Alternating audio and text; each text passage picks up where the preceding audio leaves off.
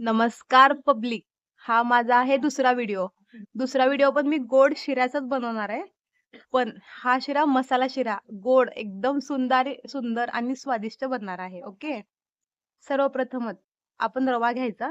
रवा घेतल्यानंतर ना कढईमध्ये चांगला त्याला लाल भाजून घ्यायचा. मग तो एका प्लेटमध्ये साईडला काढायचा. त्यानंतरून ड्रायफ्रूट घालायचं. ड्रायफ्रूट कोणते?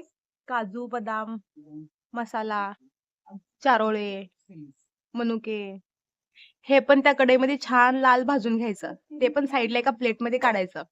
त्यानंतरून तुम्ही विलायची भाजायचं का नाही हे तुमच्यावर आहे. तुम्ही भाजू पण शकता किंवा नाही पण भाजू शकता. मग कढई गरमच असते आपली त्यामध्ये तूप टाकायचं. तूप टाकल्यानंतरनं विलायची ही भाजलेली असते किंवा कच्ची असू द्या. ते विलायची पूड एकदम बारीक करायची खलबत्त्यामध्ये. बारीक केल्यानंतरनं त्या त्या तेलामध्ये टाकायचं. त्या तेलामध्ये टाकल्यानंतरून ते एकदम छान म्हणजे असा आवाज येईपर्यंत ती विलायची भाजायचं.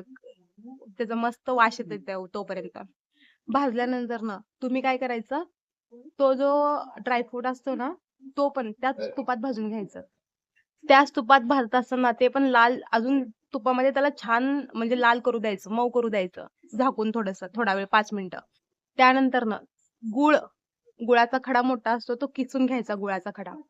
गुळाचा खडा त्या तुपामध्ये टाकायचं. तुपामध्ये टाकल्यानंतरनं वाफेने गूळ लगे आपलं वितळतं. वितळल्यानंतरनं त्यामध्ये थोडंसं पाणी टाकायचं. पाणी टाकून त्याला चांगली उकळी येऊ द्यायची एक 2-3.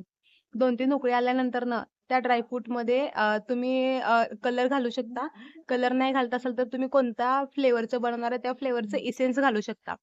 त्यानंतरून ते अजून थोडं उकळू द्यायचं. उकळू दिल्यानंतरनं तो भाजलेला जो रवा असतो ना, तो त्यात ॲड करायचा.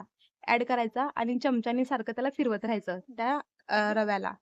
जोपर्यंत तो घट्ट होत नाही तोपर्यंत. एकदम छान फिरवून झाल्यानंतर ना तो झाकून ठेवायचा. मग परत त्याचं टोपण उघडायचं. टोपण उघडल्यानंतर ना तोपर्यंत आपला शिरा तयार झालेला असतो. तुमच्याकडे केसर असेल तर तुम्ही केसर त्यामध्ये ॲड करू शकता. तुमच्या फ्लेवरनुसार आणि तुमच्या बनवण्याच्या पद्धतीनुसार तुम्ही तसं ॲड करू शकता. कसा वाटला माझा हा एपिसोड? म्हणजेच रेसिपी वाईजची माझी कृती. प्लीज सबस्क्राईब करा, फॉलो करा आणि कमेंटमध्ये नक्की सांगा. आवडलं तर सबस्क्राईब नक्की करा. Thank you.